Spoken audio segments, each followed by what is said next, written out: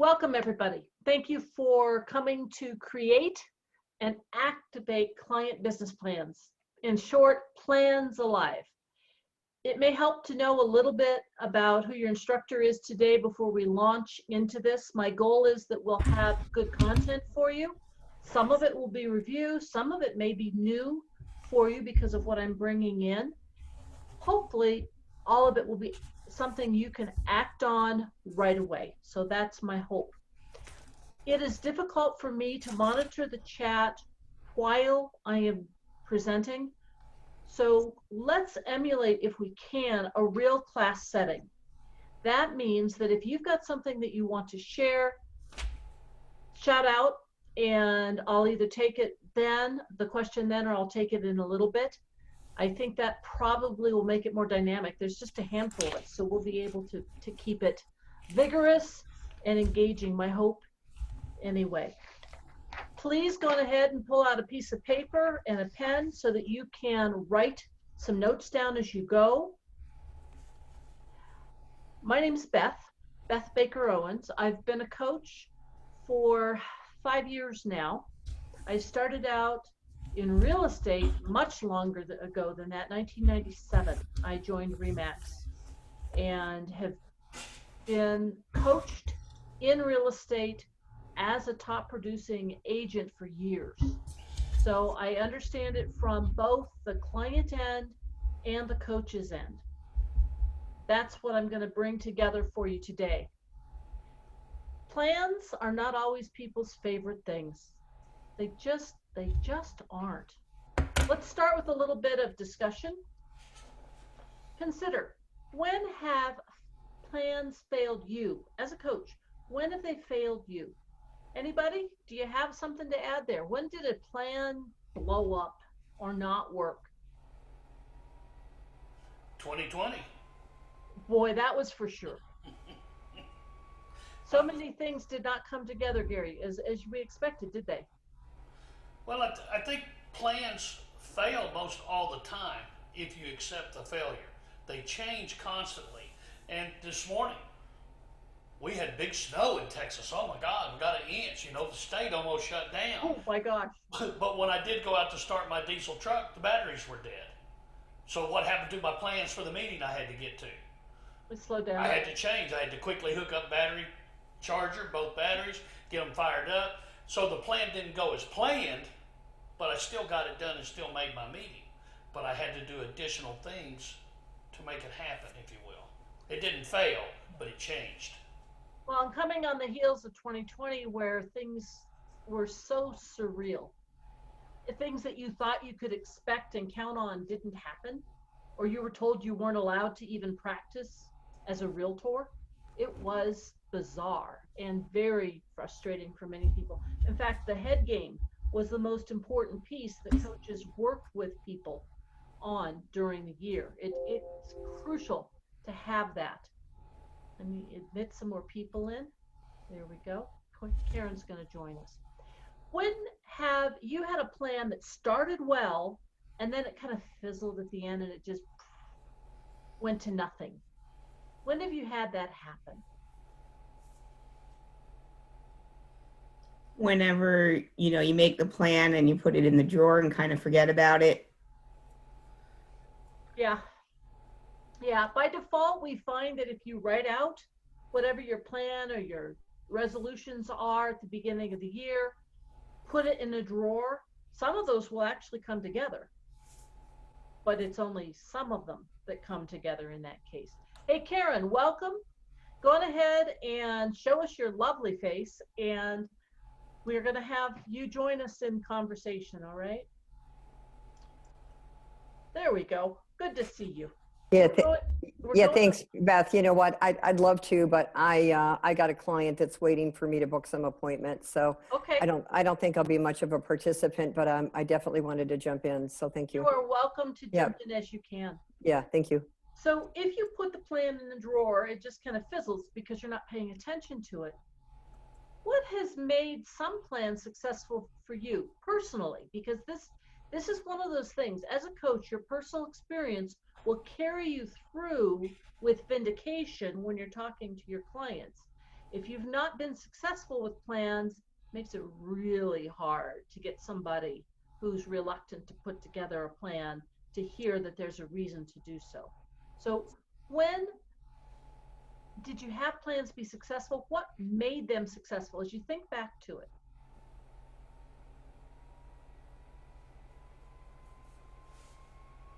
Basically having some form of accountability around the plan.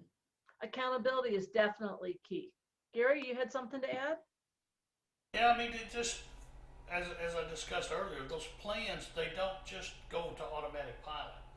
They're a constant battle every day if something pops up that some can be solved very easily, some take a little more time, a little more aggressiveness to it. I fall back on a lot of it in the home building side. I've probably built over 4,000 homes in my 40 years, and I have it set up in Microsoft Project. It tells me what day I got to order to get it on a date, what I got to do next, and if I don't do that particular item today, guess what happens tomorrow? I got a homeowner calling me, I got a salesman calling me, I got people in the construction, they're constantly, why didn't you, we can't, we're not ready, you didn't have this. So yeah, if you don't work it every day, every little thing that's going, and some of the things that we do, you got to work every hour, it will fall apart on you in a hurry. It's almost like you need a plan and then a backup plan for every plan you make. Exactly. There's something to that. That's called belt and suspenders detour. to hold your pants up, right? Yeah. And if There you you really go. want your pants held up, you're not going to rely on, I don't know, just a button. No. But Chris? Beth, I think what it takes too, though, is in this industry, because I had a company for 25 years, is I think everybody tries to do everything on their own. And I'm finding that, you know, everybody thinks that they don't have the money for it. But like, so today, for instance, supposed to be putting out a huge proposal, found out that they took somebody before we even had a chance to present. So here was a ton of work for nothing. So now completely switching gears, you know, first time home buyer, you know, the stuff flies off the market and all of a sudden, like, they want to see all these homes. And this is supposed to be my block of my 2 hours to do recruiting calls. So what, you know, what's got to give, right? So it's like, okay, I'm texting my assistant saying, make these appointments so that I can stay on task to what I'm trying to do. So, I mean, you definitely have to obviously have your big why, because it's really easy to fall down that black hole. But then, you know, I guess the thing happens is what happens when all this stuff happens. You know, it's like, yeah, we know we have to prioritize, but when it's all supposedly the priority, then what? Exactly. And we'll address that. Chris, what made some plans successful for you personally? Honestly, if I block the time off, it comes down to my calendar, right? Great agents don't, you know, sell real estate. They follow their calendar. They're boring. And if I can manage to stick to my calendar, then all is well, right? The day seems to go very, very, very well. And people that have emergencies and things that come up end up being handled later. So you've gone from the big picture and goals to the very specific, what am I doing today or what am I doing now? Correct. So that's part of what we're going to talk about. And if part of that happens to be planning, you know, it's got a block too, right? And I do that hour or whatever it is, half hour, whatever we've allocated for it. And that's it. You know, the rest will have to go, you know, another day. So there are some practical things. Let's delve into, we're going to do a little bit of theory tied with what we know about the brain and how people function. You might want to take some notes as we go forward. Successful plans, we hear it. They're used, they're modified, they're referred to, they're dynamic tools. They become alive. If you listen to what each person said about their plan, it wasn't just put in a drawer. It wasn't just somebody's highest and best of how things are going to work. It was real. The snow came, the batteries were dead, and Gary got to figure out how the heck he was going to continue with his day to get things done. Karen has several things that have happened that she didn't expect, and she gets to adjust real time with herself, her team. We always have resources. So part of the plan is including those resources. It's alive, it's dynamic. Successful plans are intensely personal, profound, and purposeful. Those are the three pieces that I'm going to cover. They're my three P's. Personal, profound, and purposeful. Let's delve into those. And I'll be adding a little bit of NLP as we go, because that is part of what works. How is a plan personal? Well, the first thing is one size does not fit all. You have a model. The business model that you're working with is one that has been successful for very many people. But notice I said very many. I didn't say everybody. How does your client think? As a coach, this is where you start. How does my client think? Do I need to go with the simplest thing? And this design, it's my three things. It actually has a way of working, and I'm going to go into it in a minute. Or do they take all the details and consolidate it into their big picture? They go from everything that has to happen to the big picture. Or do they take the big picture and deconstruct it till they get down to what do I have to do each day? Let's start with the simplest. My three things. Kind of reminds me of the old TV show, My Three Sons. It was idealistic and the like. And yet when I heard this, I thought, that's the one I'm using this year. I'll go into it. What the person does is they choose the three things that they want to work on. They keep it very simple. Three things. It could be 5 calls or 15 calls or however many calls. It could be so many dollars in a month net. It could be in whatever terms that person has, but they have 3 goals total. And you notice the circle in the middle over here? If it doesn't fit one of the 3 goals, it goes in the waste hole in the middle. It's a very simple plan. If you've got people who are going, oh my gosh, I can't handle this, it's too much. Well, okay, make it simple. Whatever you do in the day, in your workday, falls into one of those 3 categories. If it doesn't, flush it. It's a pretty easy one to use. Where did I learn this? I learned this from a billionaire who is now in his 90s. So he didn't have any high-tech tools or anything like that. What he had was a piece of paper. And being the high-tech guy that he was in those days, he took his piece of paper and folded it in fourths. And he labeled the 3 quadrants with the 3 things that he was working on for that month. He did it monthly. The 3 things he was working on that month, and the 4th he called the devil's playground. And anything that came up that was on the devil's playground, he didn't do. He just let it be. There might be things in the 3 quadrants that he would assign to somebody on his team, because, you know, if you're making that much money, you probably have a team, right? So he was able to say, I'm working on this and I'm having somebody do this. It was very simple though. Didn't take a lot of mental thought to figure out, well, gee, what am I doing now? He did that at the beginning of every month. Simple. You can take it with you wherever you go. You don't have to have high-tech tools, because for some people, the high-tech is really scary, right?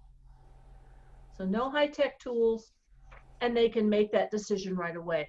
I love the visual because you just flush whatever down the hole. You don't have to deal with everything every day. What about people who go from the details into the big picture? There are many gurus who work with planning from the details to the big picture. Think about Stephen Covey's 7 Habits of Highly Effective People, right? He says you've got these values, you figure out what your values are, you figure out, are you addressing all 7 of the things that highly efficient and effective people do. You take all this data and then you crunch it down till you end up with a plan. I've known some people for whom that is really how they think. There are other people, however, who would be lost. If they started with all the details, they would have analysis paralysis. You've heard of that, right?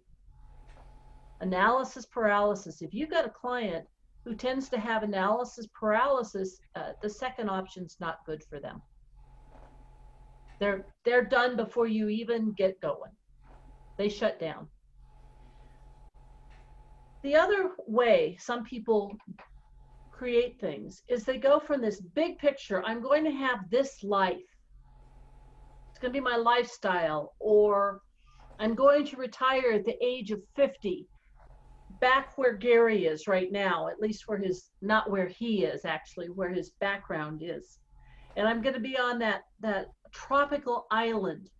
And in order to be on that tropical island, here are the things I need to do. They go from the big picture and they get it down to what they have to do today, tomorrow, by the end of the year, by the end of 5 years to get to that tropical island. Does that make sense? They take it and they distill it down. So here's my question for you. How do you get your client to divulge what way they think? You ask questions. There's certain open-ended questions that you ask. One of the best ways to do it is to ask them in the past, when they had a plan that worked, what did they do? You can build on what they've already done that's successful. They will tell you what worked. Or if they have another kind of way of thinking, they'll tell you why certain things didn't work. And you say, great, so I'm not doing the bottom 2. We're just going with the toilet model. I'm sorry, with the, we'll call it the sink model, okay? And so engage with them about a time when they planned, how did it work, and they'll either tell you how it failed, perfect, then you avoid those things, right? Or how it was successful, and then you can emulate those things. Are you with me on that idea? Okay, I want you to think for just a moment about people you know. Do you have somebody for whom you would identify the first model? I need to see a yes or a no. Do you have somebody you would use that first model for? Chris has some idea. Ann, Melissa? Yeah. Absolutely. Yeah. Gary, you got somebody? No? He's not working with anybody who fits that one. Okay. The second one, where you take all the details and you get eventually your beautiful business plan. Think about that. You have somebody for whom that way of approaching things is better.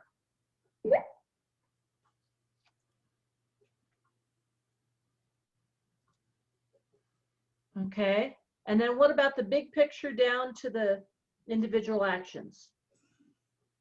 Think about those two differences. This means that when you put together the business plan with your client, when you sit down, if you can identify how they think, you can save time by presenting the information for planning in a way that their brain is already working. Does that make sense? This will mean that they'll be less reluctant to use it. They will be less likely to shut down on you in the process of just setting it up. That's the key, okay? Because if it's not personal for how they think, it's not going to work very well. What caused me to be aware of this was I was talking with one of our agents at York Castle Real Estate in Denver. She's incredibly creative. She's a sculptor. She also is a realtor and an investor. She works with the people in the arts community. And when we're talking about business plans, She could not wrap her head around what they were doing with the ninja approach. Ninja approach is really good. Larry Kendall's model is profound. It, along with Gary Williams, right? With a millionaire agent. Both of those are really good. But it didn't address how she saw the world. She needed to go from that emotional lifestyle piece down into the practical. So if you've got one of those creatives, I'll call her a creative, and she would love to be called a creative. If you've got one of those creatives, which of those 3 models would you think might be a good fit?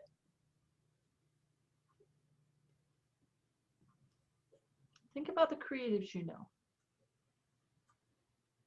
They're not going to back into it usually with money.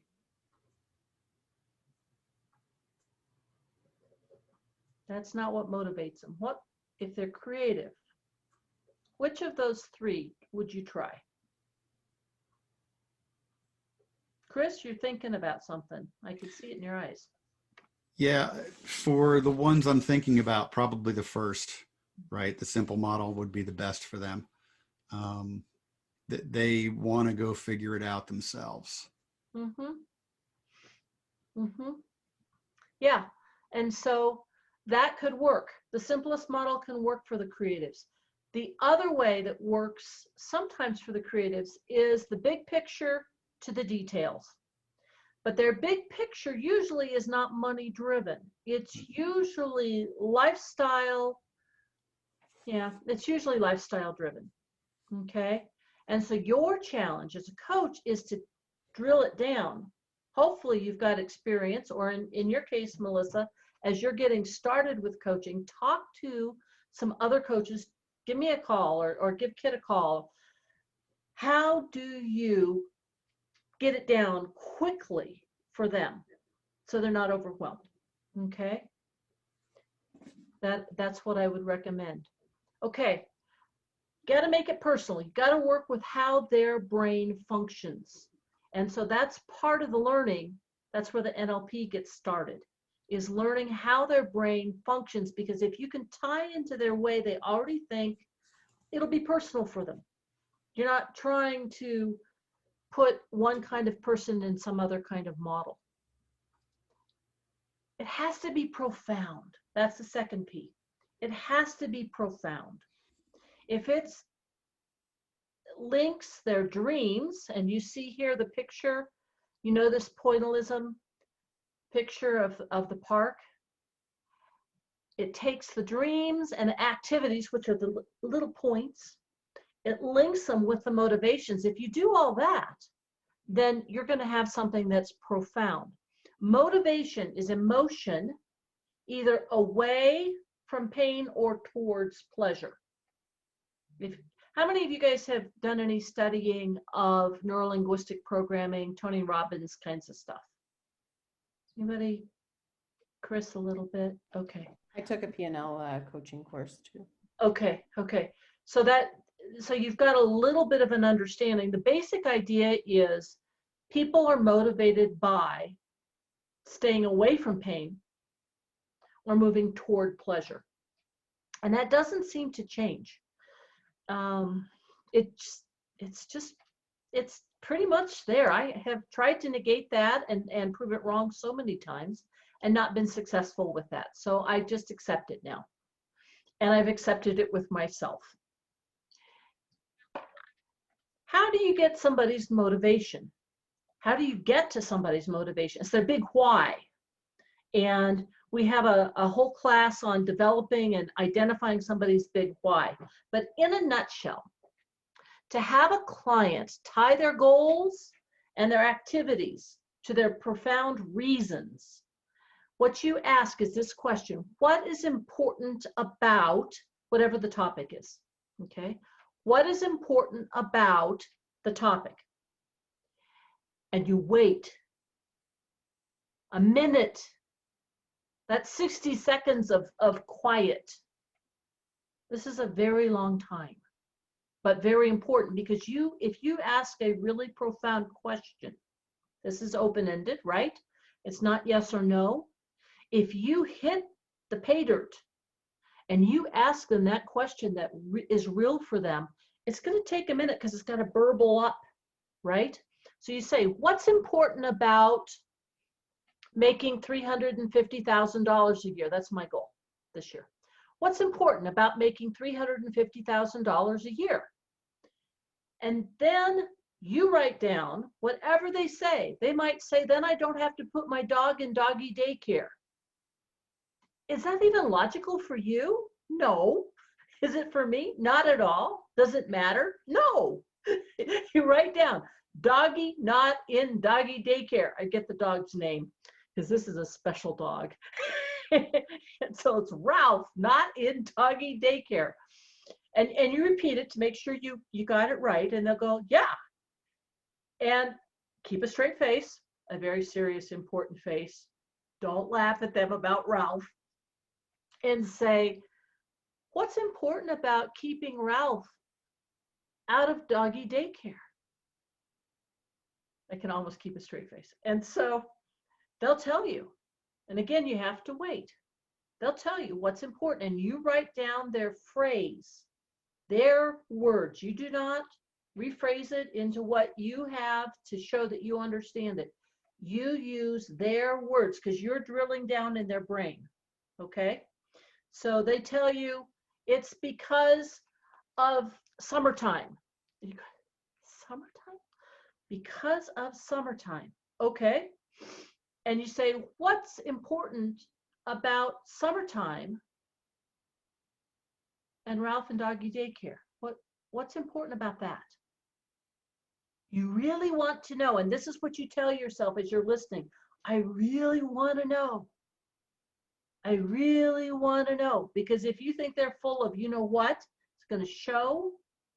They're going to hear it in your voice, and they're going to tune you out right there. Why are they going to expose their undies to you if you think they're stupid, right? So I really want to know. This is what you put for yourself. I really want to know. And if you repeat this 3 to 7 times, you will get down to their most basic motivation. It's not usually very sexy. It's usually pretty basic.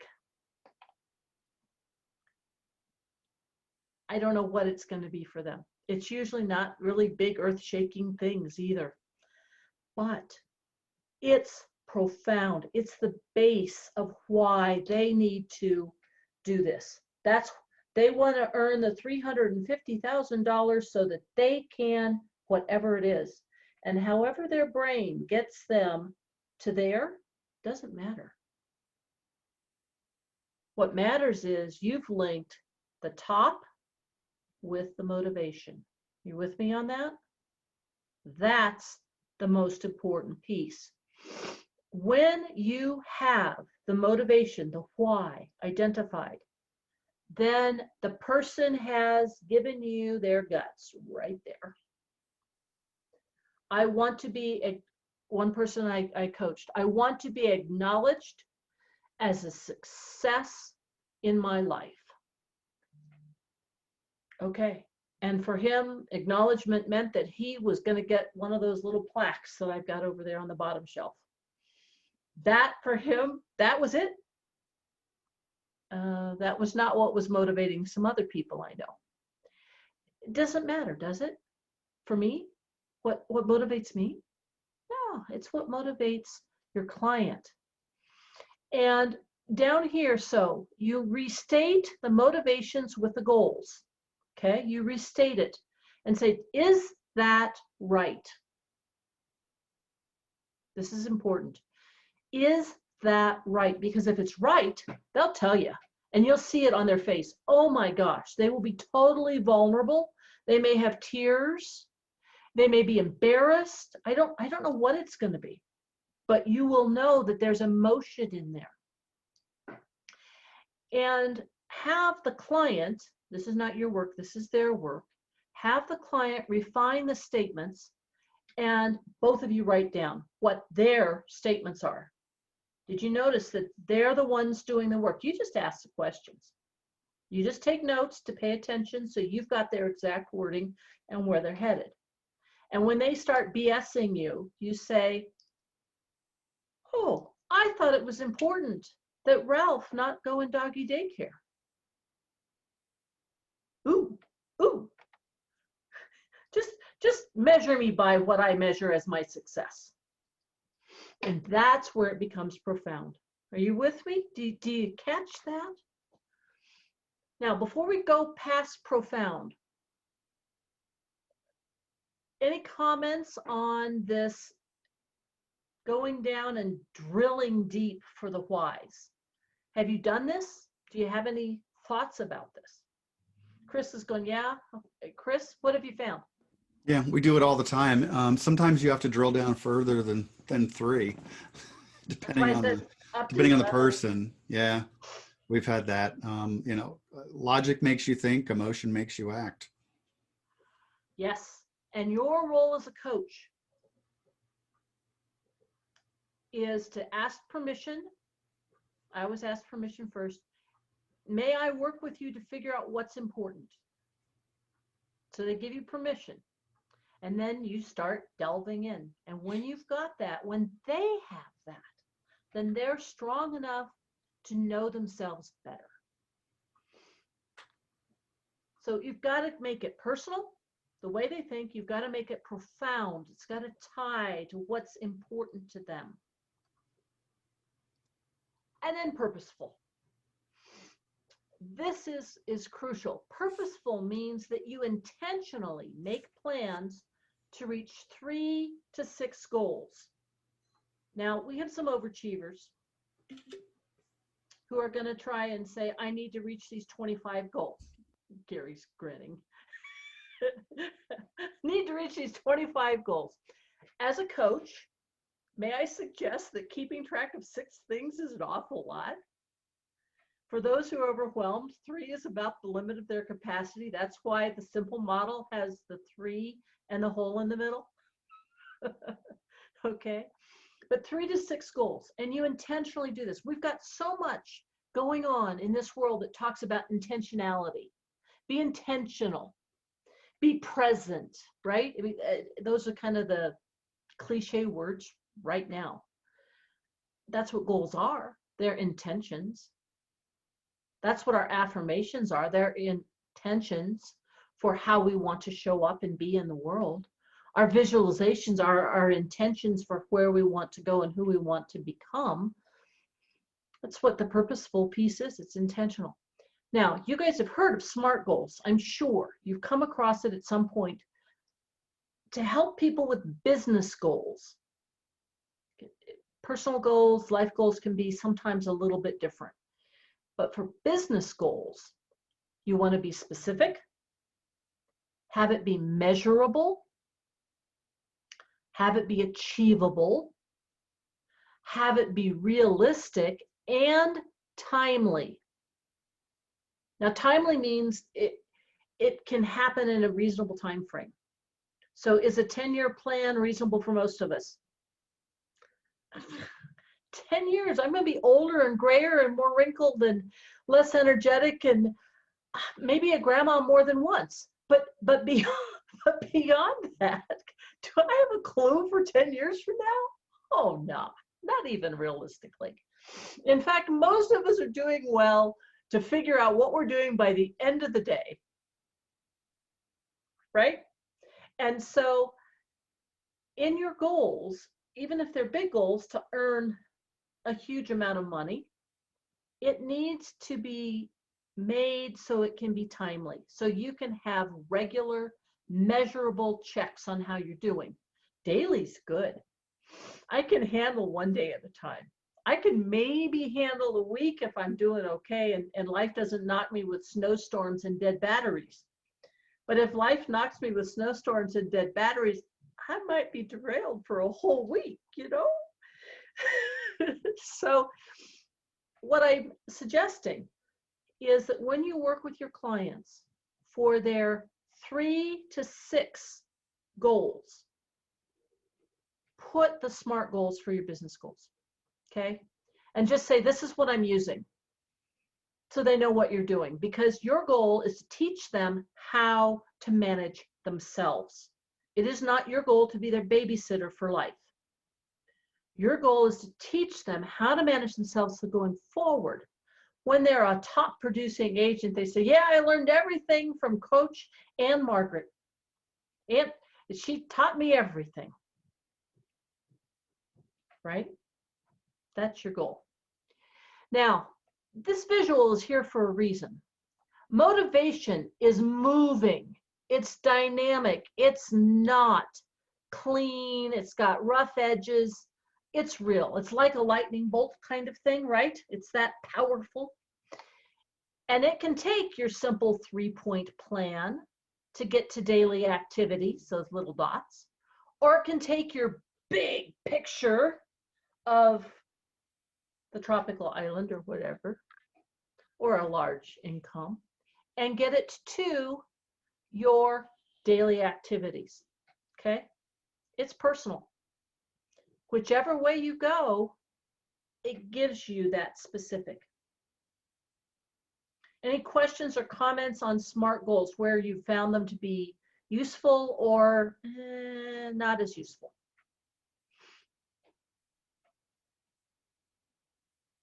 Gary, there's a thought there. I don't know if you're thinking to respond or there's something else. No, I think it is more about making it simple to start off with, because, and I'll just go back to building a house. If I'm going to build a 7,000 square foot house and I'm looking at 14 pages of drawings, yeah, there's a mountain to climb right there. Absolutely. So I got to break it down and get simple with it entirely about, okay, what do I need to do first? And then what do I need to do second? And sometimes, depending upon the answer to one, number 2 step might be this or that. If this, then that kind of thing. Because you go to the city. What does the city say? Can you build that house there? Can you put a pool there? Can it be that close to the property line?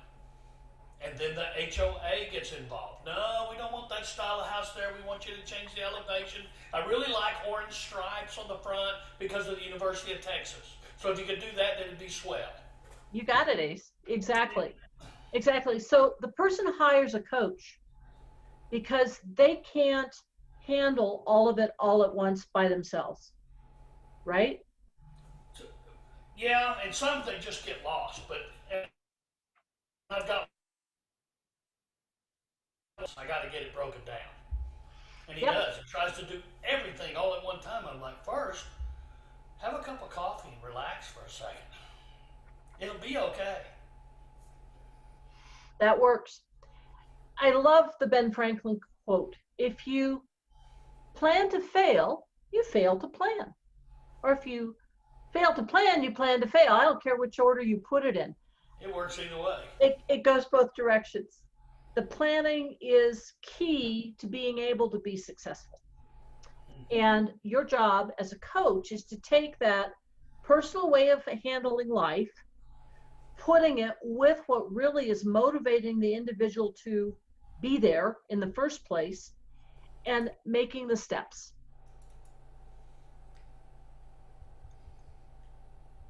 Plans create drama, and this is going to be new for most of you. Plans create drama. Drama is exciting. Sometimes desirable, sometimes not desirable. But good personal plans are exciting for the individual. Drama results when plans address, and here's the new information, development, rest, action, motivation, and achievement. These are the 5 things that a good plan will include. So whether you have the 3-point plan that I showed you, or a really complex business plan, somehow these other things need to be included. So let's talk about it. Development. Development can be skills, right? For a new agent, for instance, Melissa, you've got people who are going to have to learn how to make phone calls, how to knock on doors, how to write contracts that are winning contracts when there are 20 other offers, right? So you've got some skill development that's going to go on in there. There's also personal development. Could be that, Ann, do you go by Ann or No, it was Mary, wasn't it? What do you go by? What's your name? And Margaret. Ann Margaret. Okay. So Ann Margaret has a person who has some of those basic skills down, but they need to be a little less short-tempered with people. If you tell people who are disrespectful of you to, nice words, shove off or whatever, you're not going to be good at sales. You have to develop some skills, some interpersonal skills to be able to handle the sales well, right? That's development. You could have, Chris had talked about growing his coaching practice to have not just the newbies, but also the experienced agents. Now, if they've gotten to a plateau, it's probably because their money handling skills need some development, right? Because their time management skills need some development, right? They need to get developed so that they can achieve at the higher level. So development's the first piece. When a person knows that they're growing and they're becoming more of who they'd like to be or who they admire, that's motivating. That's important. If you've got that in a plan, that will be helpful. Maybe you plan for them to go to family reunion because it's so invigorating, right? That might be some of the development that's done. Rest. Oh my goodness, I put rest in a business plan. Why did I do that? Why would rest be in a business plan? Chris, there's a thought there. I can see it. What is it? Yeah, everybody needs to recharge, right? And you have to plan for it, right? We talked about time blocking earlier. You have to block out time for yourself. Yeah, yeah, you absolutely have to. People, when they dive into being their own boss, wear themselves out, and they don't know how to be a good boss for themselves. That's part of what a good business plan is it helps you be a good boss for yourself. Action, obviously, right? You've got to have action. It's not just, I plan to do this, it'll be great, and these things are going to happen. It's got to be action oriented. If it's not action oriented, even if you've got one of those creative folks, you call baloney on them and say, I don't want to be dealing with baloney. Let's action. Motivation has to tie back into the motivation, and then achievement. I mentioned achievement before. A lot of folks go into real estate because there's certain achievements that they want to have. Some of it's money, but some of it may be time with family. Some of it may be that they don't want to be traveling all the time. Some of it is they want to deal with something tangible as opposed to something, because a home is real, it's tangible, right?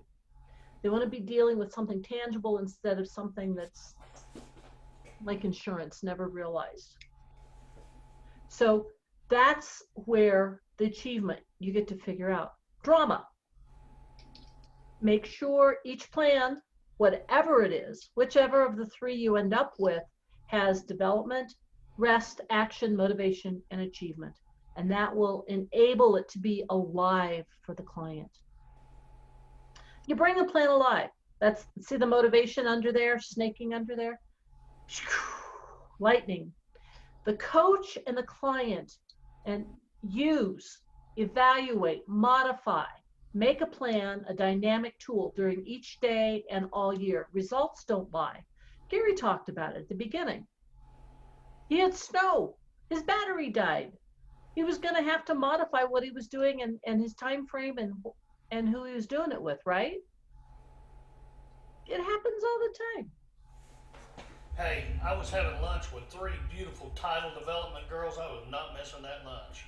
Oh, okay. I was getting that truck fired up somehow. Extra motivation. There you go. Everything's got motivation. Hey, you know, to get to be with people, live people, face to face is a motivation in and of itself right now. That is exactly right. You know, and so maybe for your clients, just getting to be with an individual, a live human being, not on Zoom, is motivating. Get me that live listing appointment. Give me that live buyer showing, right? It's real. It's easy. Plans to actions. As a coach, you need to identify the tools that you use, but you also need to identify the tools that the client uses. Are they high tech and they use just their phone though? Somehow you have to have what they're tracking trackable on the phone. Are they low tech and they use sticky notes? Oh my gosh, all over. Maybe Trello's a good choice, but find something that works for them. Are they really old fashioned and I won't say retarded, but you know, they're old school, right? If they're old school, fine. Set it up old school. Have them keep everything on their paper and snap the picture to show their accountability. At least until they have enough skills development to use maybe something like a computer. Oh my, how advanced. The key is, though, find what the tools are that the person uses, that they know how to use. Start there. Write the goals, review the goals, go back to the why again and again, and then have the daily target actions to the goals. And accountability, we talked about that. I heard that twice when we got started, right? And record and measure the results. Why did I put the dots down here? I didn't put the big picture. Why did I put the dots? What is this about? It's to trigger your mind to remember. It's about the daily activities. It's about the daily activities, the motivation and the daily activities. That's where the plan becomes alive. Not only did you think about it, it's personal, it ties into my why, but I use it all the time. And all the time means, I don't know, daily, weekly? Got to figure that one out. So for plans to be alive, you make plans. Personal, how does your client think? You make them profound. What is their motivation? And you make it purposeful. It's intentional, smart, it uses drama, it's used daily, it's a tool.